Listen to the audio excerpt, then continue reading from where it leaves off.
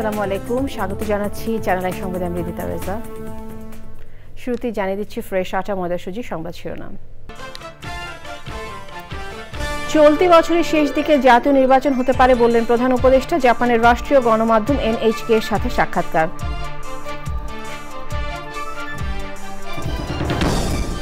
শেখ হাসিনার পরিবার ও আওয়ামী লীগ নেতাকর্মীদের সম্পদ নষ্ট না করতে প্রধান উপদেষ্টার আহ্বান। ভাঙচুর আগুন শক্ত হাতে প্রতিহতের ঘোষণা।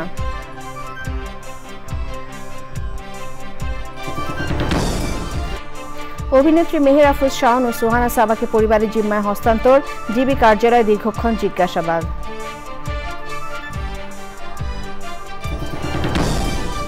অন্তর্বর্তী সরকারের 6 মাসে সাধারণ মানুষের আকাঙ্ক্ষা পূরণের চেষ্টার প্রশংসা। আইন শৃঙ্খলা পরিস্থিতি ও পণ্য মূল্য নিয়ন্ত্রণের তাগিদ।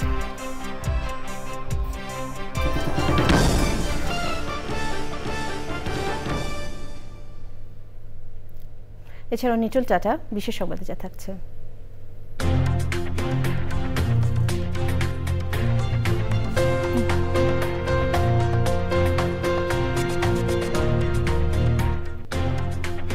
নতুন বছরকে স্বাগত জানাতে বুলগেরিয়ায় ঐতিহ্যবাহী সুরভা উৎসবের খবর।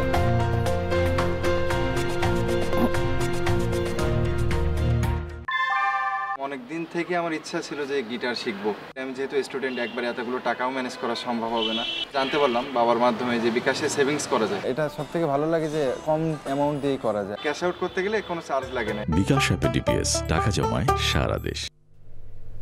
সংবাদ শিরোনামগুলো জানাচ্ছিলাম। এখনকার এই সংবাদ আয়োজন একই সঙ্গে চ্যানেল আইয়ের ইউটিউব চ্যানেল এবং চ্যানেল আইয়ের ওটিটি প্ল্যাটফর্ম আইস্ক্রিনের লাইভ স্ট্রিম হচ্ছে।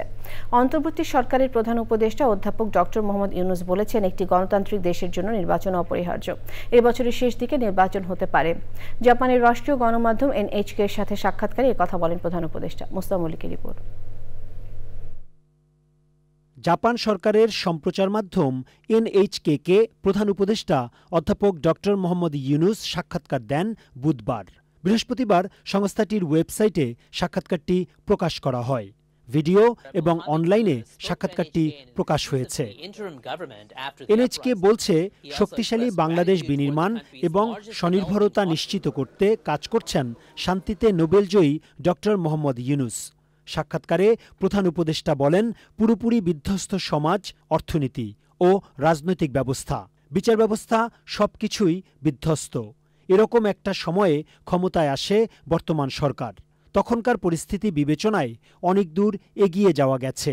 When we came in, I think we have come a long way because it's a completely devastated society, devastated economy, devastated political system, judicial system, everything.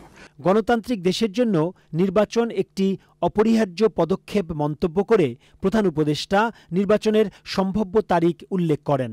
তিনি বলেন, এবছরের শেষ দিকে নির্বাচন অনুষ্ঠিত হতে পারে। অধ্যাপক ইউনুস বলেন, নির্বাচনে যারা জয়ী হয়ে আসবেন তারা কাজ করার জন্য নিরাপদ ও শক্ত ভিত্তি পাবে। When the election is held, the new government that will be elected to the election will have a very safe and sound basis to work with. বাংলাদেশকে সমর্থন জানানোর জন্য বাংলাদেশের বৃহত্তম উন্নয়ন সহযোগী জাপানের প্রতি কৃতজ্ঞতা প্রকাশ করেন অধ্যাপক ইউনুস। Mostafa Mallick, channel I, Dhaka. দেশের আইন শৃঙ্খলা পরিস্থিতি স্বাভাবিক রাখতে সবার প্রতি আহ্বান জানিয়েছেন প্রধান উপদেষ্টা অধ্যাপক ডক্টর মোহাম্মদ ইউনুস। এক বিবৃতিতে প্রধান উপদেষ্টা ফ্যাসিস্ট আওয়ামী লীগের সভাপতি শেখ হাসিনা সহ দলটির নেতাদের সম্পত্তিতে হামলা না চালানোর আহ্বান জানান। বিবৃতিতে প্রধান উপদেষ্টা বলেন, সাধারণ মানুষ দীর্ঘদিন হাসিনা সরকারের হাতে নির্যাতিত হয়ে আসছেন। এগুলো তাদের এতদিনের ক্ষোভেরই বহিঃপ্রকাশ। সরকার তাদের এই অনুভূতিকে বুঝতে পারছে। বিবৃতিতে আরও বলা হয়, অন্তর্বর্তী সরকার গভীর উদ্বেগের সঙ্গে লক্ষ্য করছে কতিপয় ব্যক্তি ও গোষ্ঠী সারা দেশে বিভিন্ন প্রতিষ্ঠান ও স্থাপনায় ভাঙচুর ও অগ্নিসংযোগের চেষ্টা করছে। সরকার এ ধরনের কর্মকাণ্ড শক্তভাবে প্রতিহত করবে।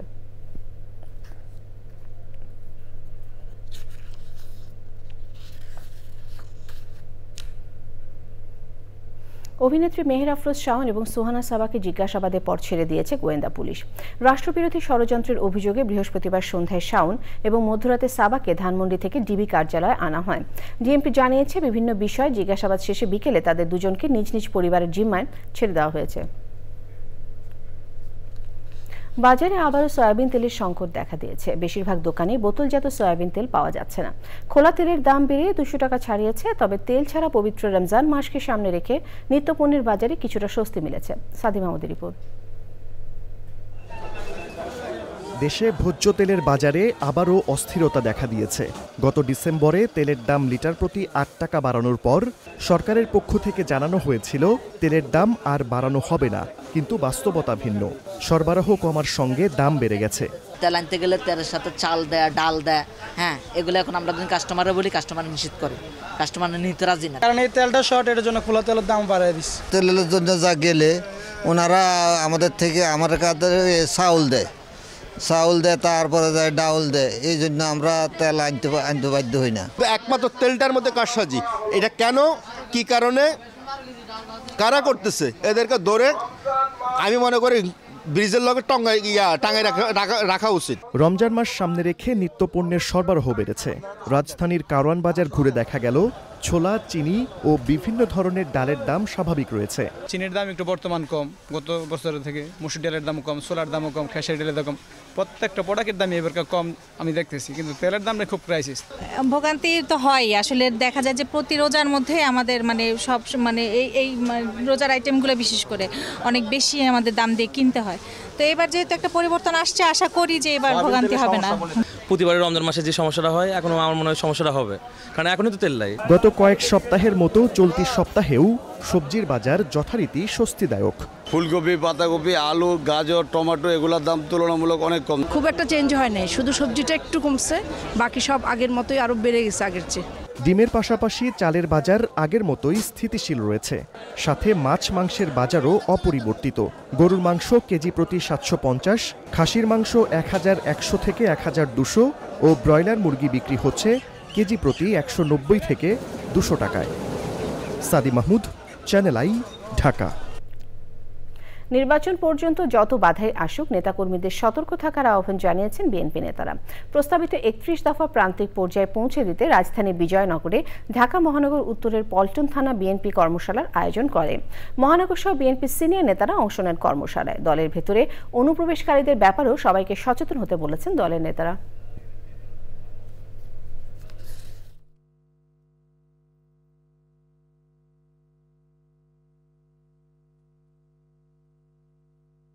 যারা অন্যায় কাজ করবেন, খারাপ কাজ করবেন, আপনাদের বিরুদ্ধে ব্যবস্থা গ্রহণ করা হবে। তিরস্কৃত হবেন আপনারা, আপনাদের বিরুদ্ধে শাস্তিমূলক ব্যবস্থা গ্রহণ করা হবে। আর যারা ভালো কাজ করবেন, অবশ্যই এই দল আপনাকে পুরস্কৃত করবে। যে কোনো সময় যে কোনো ডাক আসবে, আমরা রাজপথে অবস্থান করার জন্য প্রস্তুত রয়েছি ইনশাআল্লাহ। আমাদের লক্ষ্য জনগণের অধিকার জনগণকে ফিরিয়ে দেওয়া, একটা সুষ্ঠু, সঠিক, নিরপেক্ষ নির্বাচনের মাধ্যমে। ছাত্র জনতার গণ অভ্যুত্থানে গঠিত অন্তর্বর্তী সরকারের 6 মাসে সাধারণ মানুষের আকাঙ্ক্ষা পূরণের চেষ্টা ও সংস্কার উদ্যোগের প্রশংসা করেছেন ছাত্র ও পেশাজীবী সহ নানান শ্রেণী পেশার মানুষ। তবে আইন শৃঙ্খলা পরিস্থিতির উন্নয়ন ও নিত্যপণ্যের ন্যায্য মূল্য নিশ্চিত করতে সরকারের আরও দক্ষতা প্রত্যাশা করছেন তারা। সাধারণ মানুষ বলছেন, অন্তর্বর্তী সরকার কর্তৃত্ববাদী কাঠামো বিলুপ্ত করে নির্বাচনের মাধ্যমে দেশকে গণতন্ত্রের মহাসড়কে তুলবে বলে আশা করছেন তারা। মাসুর শাকিরের রিপোর্ট। ছাত্র জনতার গণ অভ্যুত্থানের মধ্য দিয়ে গঠন হওয়া অন্তর্বর্তী সরকার 6 মাস পার করল। দেশের ইতিহাসে প্রথমবারের মতো নোবেল বিজয়ীর নেতৃত্বে পরিচালিত সরকার কেমন চালালো প্রথম 6 মাস? সরকারের আন্তরিকতা আছে সেই জায়গাটাতে আমি বুঝবো কিভাবে। তারা যে কোনো দাবি উঠলে দাবি মেনে নেওয়ার টেন্ডেন্সিটা সরকারের, এটা যেরকম প্রশংসনীয়, এটা আবার কিন্তু সমালোচনারও দাবি রাখে। অর্থাৎ যে কোনো দাবি যে কোনো রাস্তায় নেমে পড়ছে আর আমরা জনদুর্ভোগ তৈরি করছে, সেই জিনিসটাকে আমরা কোঅর্ডিনেটেড ওয়েতে যে আমরা মোকাবেলা করব, সরকারের ওই জায়গায় আমার কাছে মনে হচ্ছে একটু বিচক্ষণতা, একটু কোঅর্ডিনেশনের একটু অভাব আছে। এই সরকারের অন্যতম লক্ষ্য হওয়া উচিত গণতান্ত্রিকতায় দেশকে ফিরিয়ে নেওয়া যাওয়া। ইতিমধ্যে এই সরকার অনেকগুলো সংস্কার সাধন করেছে। আপনারা দেখেছেন নির্বাচন কমিশনের সংস্কার হয়েছে, একটা সুন্দর নির্বাচন কমিশন পুনর্গঠন হয়েছে। যাদের নেতৃত্বে গণ অভ্যুত্থান, সেই ছাত্ররা বলছেন এই সরকারের কাছে তাদের প্রধান দাবি একটি ফ্যাসিস্ট কাঠামো মুক্ত ব্যবস্থার নিশ্চয়তা। এই ইন্টারিম গভর্নমেন্টের অনেক পলিটিক্যাল ব্যারিয়ারের সম্মুখীন হতে হচ্ছে, কিন্তু তাও তারা অনেকভাবে চেষ্টা করে যাচ্ছে। তারা অনেক ধরনের সংস্কার কমিশন, যেমন পুলিশ সংস্কার কমিশন, সচিবালয় সংস্কার কমিশন, এগুলোর মাধ্যমে তারা অনেক চেষ্টা করে যাচ্ছে। সংশোধন আনা দরকার। এই সংশোধনটা কোন জায়গায়, যেই জায়গাগুলো আসলে হিট করবে হচ্ছে আমরা সেম সিস্টেমটাই যাতে না যায়, যেহেতু এখন নতুন করে নির্বাচনের একটা প্রেশার ক্রিয়েট হচ্ছে। তবে খেটে খাওয়া মানুষ মনে করেন তাদের জীবন মানে খুব বেশি পরিবর্তন আসেনি। তারা নির্বাচন চান, তবে সবার আগে চান ন্যায্য মূল্যে নিত্যপণ্য। দ্রব্যমূল্য জিনিসপাতিগুলো যদি একটু কম পাই তাহলে তো আমাদের চলবে। চাউল 80 টাকা, চাউলের দামটা কমাইলে বা ইয়েতে কমাইলে এগুলো যে লোকজন একটু ভালো হবে। ইউনূস সরকারের সফলতা ব্যর্থতা নিয়ে মানুষের মধ্যে নানা মত থাকলেও বেশিরভাগের প্রত্যাশা ফ্যাসিস্ট কাঠামোমুক্ত রাজনৈতিক ব্যবস্থায় গণতান্ত্রিক নির্বাচন। গণঅভ্যুত্থানের মধ্য দিয়ে নিয়োজিত অন্তর্বর্তীকালীন সরকার প্রত্যাশা ও প্রাপ্তির মধ্যে ফারাক পূর্ণ করতে না পারলেও কিছু কিছু ক্ষেত্রে সফলতা দেখিয়েছে। যেসব সংস্কার প্রস্তাব এসেছে ফ্যাসিস্ট কাঠামোমুক্ত বাংলাদেশের জন্য আগামী দিনে সেসব সংস্কার বাস্তবায়ন করে যদি বাংলাদেশকে দীর্ঘমেয়াদী গণতান্ত্রিক প্রক্রিয়ার হাইওয়েতে তুলে দিতে পারে, তবে এই সরকারকে ও নির্বাচিত হলেও এদেশের মানুষ দীর্ঘদিন মনে রাখবে। মাসুর শাকিল, চ্যানেল আই, ঢাকা। বাংলাদেশ জামায়াতে ইসলামীর আমির ডাক্তার শফিকুর রহমান বলেছেন, শেখ হাসিনা পালিয়ে গিয়েও উস্কানি দিয়ে দেশে উত্তপ্ত পরিবেশ সৃষ্টি করতে চান। সকালে নারায়ণগঞ্জের ওসমানী পৌর স্টেডিয়ামে জেলা ও মহানগর জামায়াতে ইসলামীর জনসমাবেশে প্রধান অতিথির বক্তব্যে তিনি কথা বলেন। তিনি বলেন, দেশের একজন নাগরিকের সব অধিকার পাওয়ার অধিকার আছে, এটাই মুক্তিযুদ্ধের মূল চেতনা। অনুষ্ঠানে সভাপতিত্ব করেন নারায়ণগঞ্জ মহানগরী জামায়াতে ইসলামের আমির মোহাম্মদ আব্দুল জব্বার।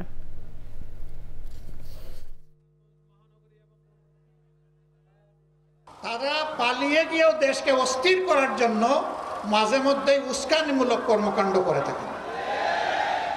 সেই রকমই একটা উস্কানি 2-1 দিন আগে তারা দিয়েছিলেন।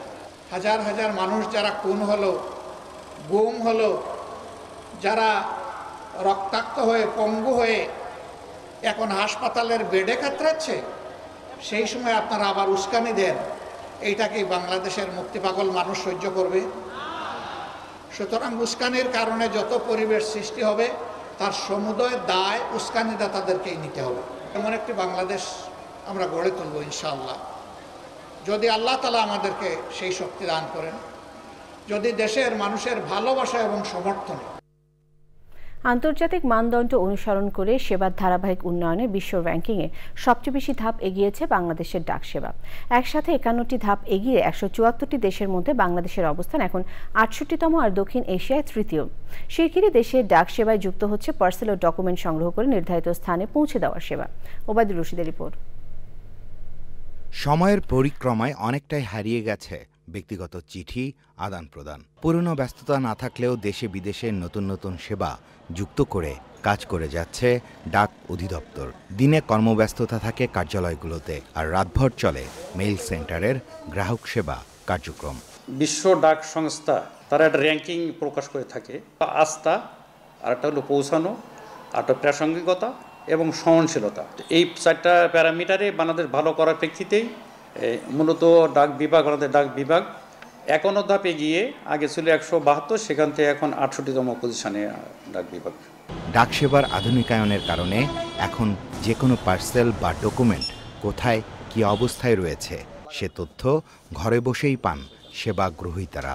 নতুন নতুন আরও সেবা যুক্ত করার সিদ্ধান্ত নিয়েছে ডাক অধিদপ্তর। ইউপিইউ, ইউনিভার্সাল পোস্টাল ইউনিয়ন থেকে আমরা 50টা গাড়ি পেয়েছি সম্প্রতি। আমরা এই গাড়িগুলো pick up and drop up. আপনারা জানেন যে ই-কমার্স, কমার্স যেগুলো চলে মাসুল তো অনেক বেশি, আমরা ইয়াতে খুব চিপে এই সেবাটা দিতে পারবো। আমরা কাস্টমারদের সঙ্গে যোগাযোগ করব, মেসেজ দিলে আমরা সেখান থেকে কালেকশন করব এবং আমরা পরবর্তী delivery Dev.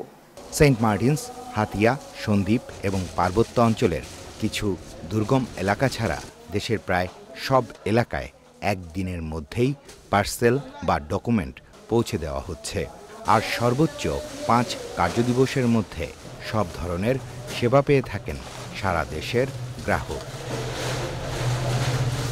Obaidul Rashid, channel I, Dhaka. এবারে ভাষার মাস ফেব্রুয়ারি।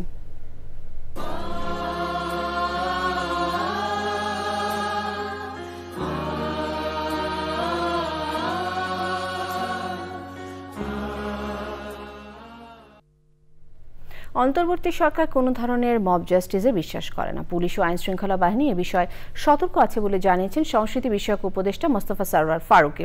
অমর একুশে বইমেলায় চীনা রাষ্ট্রদূতের সাথে চাইনিজ বুক স্টল উদ্বোধনে এসে তিনি একথা বলেন। এই সময় চীনা রাষ্ট্রদূত বলেন, আগামীতে চীন স্বাস্থ্য, সংস্কৃতি, বাণিজ্য সহ নানান খাতে সহযোগিতা অব্যাহত রাখবে।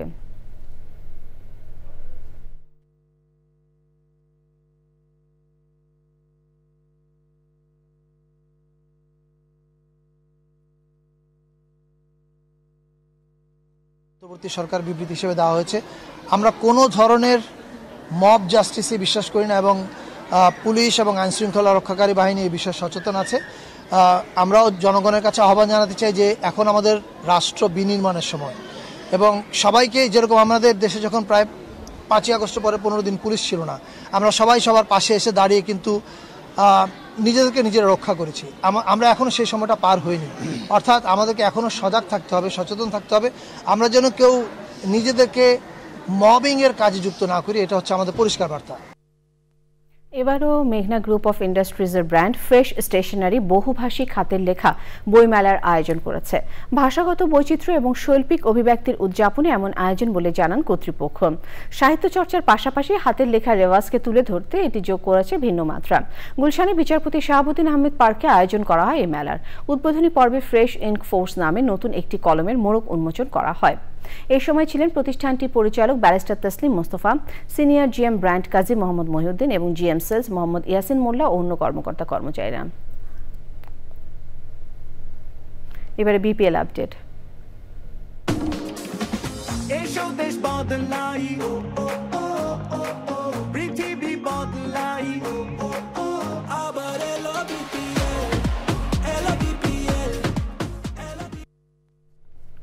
মিরপুরে হোম অফ ক্রিকেটে চলছে ফরচুন বরিশাল ও চিটাগং কিংসের বিপিএল 11-এর মেগা ফাইনাল। আপনারা দেখছিলেন চিটাগং কিংসের সংগ্রহ 1 উইকেটে 163 রান। সময় হলো বিরতি নেবার। বিরতির পর আরো সংবাদের সাথে জানিয়ে ফিরে এলাম বিরতির পর। নারায়ণগঞ্জে ফতুল্লা থানা স্বেচ্ছাসেবক দলের যুগ্ম আহ্বায়ক মামুন হোসেনকে গুলি করে হত্যা করেছে দুর্বৃত্তরা। শুক্রবার ভোরে ফতুল্লা পূর্বলালপুর রেললাইন এলাকায় তার ইট বালু ব্যবসা প্রতিষ্ঠানের সামনে তাকে গুলি করে হত্যা করা হয়। মামুন ওই এলাকায় মৃত সমন আলী ব্যাপারের ছেলে। প্রতিষ্ঠানের ম্যানেজার আজাদ মিয়া জানান, রাত 2টায় ইট বালু সিমেন্ট লোড আনলোড শেষে বাসায় চলে যান মামুন। ভোর 4:45টায় তাকে বাসা থেকে মোবাইলে ফোনে প্রতিষ্ঠানের সামনে ডেকে এনে গুলি করে 2 যুবক পালিয়ে যায়। পরে তার চিকিৎসার আশপাশের লোকজন এসে তাকে উদ্ধার করে খানপুর 300 শয্যা হাসপাতালে নিয়ে গেলে কর্তব্যরত চিকিৎসক তাকে মৃত ঘোষণা করে। ফতুল্লা মডেল থানা উপপরিদর্শক কামাল মিয়া জানান, নিহতের মরদেহ উদ্ধার করে ময়নাতদন্তের জন্য নারায়ণগঞ্জ জেনারেল হাসপাতালে মর্গে পাঠানো হয়েছে। হত্যার সাথে জড়িতদের শনাক্ত ও গ্রেফতারের জন্য পুলিশের একাধিক টিম কাজ করছে। ধারণা করা হচ্ছে পূর্বশত্রুতার জেরে এই হত্যাকাণ্ড। ইসরায়েলের প্রধানমন্ত্রী বেনিয়ামিন নেতানিয়াহুর বিরুদ্ধে গ্রেফতারি পরোয়ানা জারির কয়েক মাস পর আন্তর্জাতিক অপরাধ আদালত আইসিসির বিরুদ্ধে নিষেধাজ্ঞা জারি করেছে যুক্তরাষ্ট্র। গাজায় যুদ্ধবিরতির পর পশ্চিম তীর জুড়ে অভিযান চালিয়ে যাচ্ছে ইসরায়েলি সামরিক বাহিনী। হামাস মুখপাত্র বলেছেন, ফিলিস্তিনিরা তাদের অধিকারের জন্য লড়াই চালিয়ে যাবে। মিশর ও জর্ডান সতর্ক করেছে, ইসরায়েলে হামলা বন্ধ না হলে মধ্যপ্রাচ্যে বিশৃঙ্খলা ছড়িয়ে পড়বে। আইএসক্রিন সাংস্কৃতিক সংবাদ।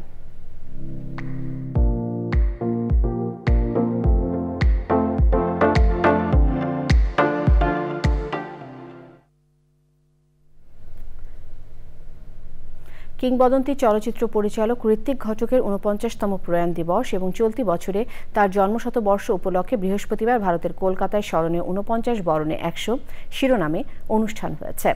ঋত্বিক ঘটকের পরিবারের পরিচালনা করা সংস্থা মৃত্তিকার এই আয়োজনে ছিলেন তিতাস একটি নদীর নাম, চলচ্চিত্রের প্রযোজক হাবিবুর রহমান, চলচ্চিত্র গবেষক সঞ্জয় মুখোপাধ্যায়, চলচ্চিত্র পরিচালক সুদেশনা রায়, বাড়ি থেকে পালিয়ে ছবির অভিনেতা পরম বরাক লাহিড়ী এবং অন্যরা। প্রযোজক হাবিবুর রহমান বলেন, ঋত্বিক ঘটক তার দেখা একজন অসাধারণ মানুষ ও নির্মাতা ছিলেন। মনের অজান্তে তিনি ঋত্বিক ঘটকের ভক্ত হয়ে গিয়েছিলেন বলেও জানান প্রযোজক হাবিবুর রহমান।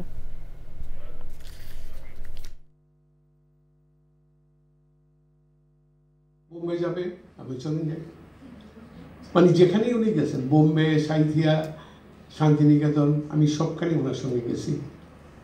এবং একদিন রাত্রে, সেটা পরে জানলাম, সারা রাত্র উনি রামকিঙ্কর ব্রিজের সঙ্গে কাটালেন। আমিও ওনার সঙ্গে সারা রাত্র ওই কুড়ে ঘরেই ছিলাম। পরে আমি জানলাম আমি রামকিঙ্কর ব্রিজের সঙ্গে ছিলাম। নিটল টাটা বিশেষ সংবাদ।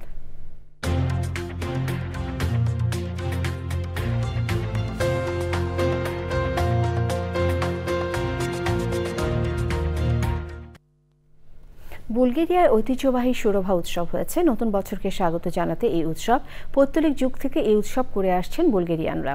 উৎসবে নিজেদের তৈরি মাস্ক, ঘণ্টা ও পোশাক পরে বিশেষ নৃত্যে অংশ নেন।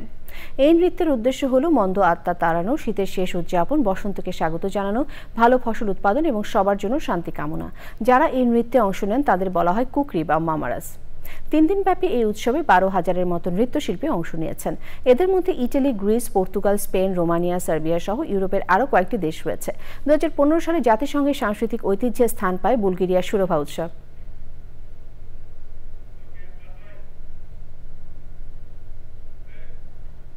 এবারে কৃষি সংবাদ।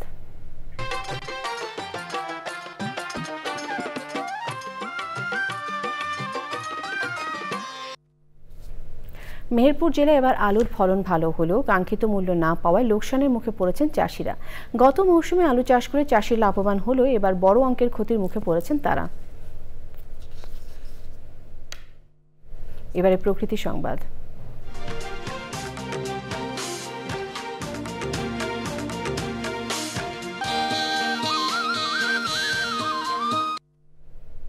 প্রশাসনের যোগসাজশে ময়মনসিংহের লোকালয় ও ফসলি জমিতে গড়ে উঠেছে অবৈধ ইট ভাটা।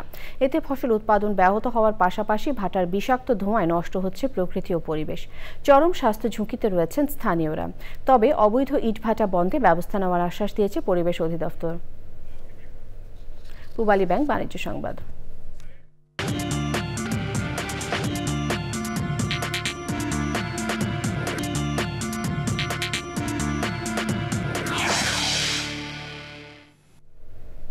কক্সবাজারে হোটেল সি প্যালেসে হয়েছে স্কয়ার ফুড অ্যান্ড বেভারেজের বার্ষিক বিক্রয় সম্মেলন 2025। সম্মেলনে ছিলেন স্কয়ার গ্রুপের chairman Samuel S Chowdhury, square ফার্মাসিউটিক্যালসের ম্যানেজিং ডিরেক্টর তপন চৌধুরী এবং স্কয়ার ফুড অ্যান্ড বেভারেজ এর ম্যানেজিং ডিরেক্টর অঞ্জন চৌধুরী। প্রতিষ্ঠানের ঊর্ধ্বতন কর্মকর্তারা এ সময় ছিলেন। স্কয়ার গ্রুপের প্রতিষ্ঠাতা স্যামসন এইচ চৌধুরীর 100তম জন্মবার্ষিকী স্মরণ করার মাধ্যমে সম্মেলন শুরু হয়। সম্মেলনে স্কয়ার ফুড অ্যান্ড বেভারেজের 7টি নতুন পণ্য বাজারে আনার ঘোষণা দেওয়া হয়।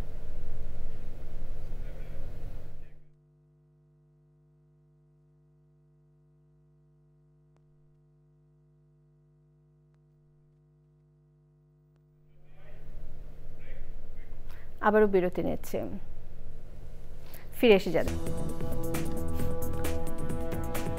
ফিরে এলাম বিরতির পর।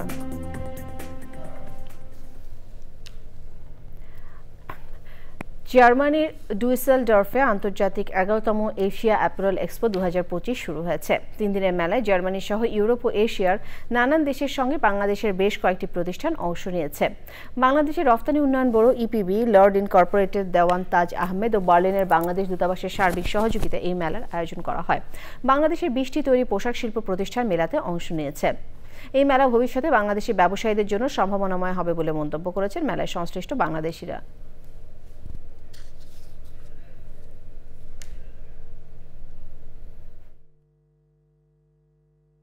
গত 11 বছর ধরে এটা বার্লিনে হয়েছিল। তবে আমরা বাংলাদেশ দূতাবাসের পক্ষ থেকে আমরা চেয়েছিলাম যে আমাদের এই একটা ডাইভার্সিফাইড একটা লোকেশন, যেটা আমাদের যারা এক্সিবিটর যারা আছেন তাদেরকে একটু ডিফারেন্ট বায়ার্স এবং ডিফারেন্ট লোকেশনের একটু একটা ব্যবস্থা করে দেওয়ার জন্য।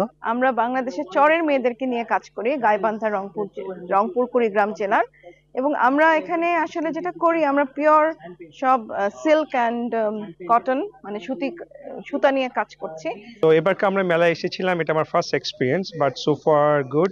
আমরা ভালো রেসপন্স পাচ্ছি, আশা করছি আরো কাস্টমার্স, বায়ার্স তারা ভিজিট করছে। আমরা নিয়মিত প্রোডাক্ট ডেভেলপ করি এবং যেগুলা বর্তমান সময়ে যেগুলো চাহিদা সেগুলো নিয়ে কাজ করছি। চলতি বছরের শেষ দিকে জাতীয় নির্বাচন হতে পারে বললেন প্রধান উপদেষ্টা। জাপানের রাষ্ট্রীয় গণমাধ্যম NHK এর সাথে সাক্ষাৎকার।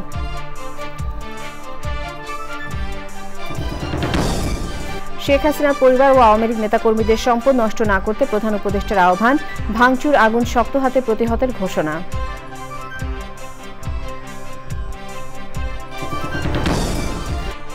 অভিনেত্রী মেহের আফরোজ শাওন ও সুহানা সাবাকে পরিবারের জিম্মায় হস্তান্তর। ডিবি কার্যালয়ে দীর্ঘক্ষণ জিজ্ঞাসাবাদ।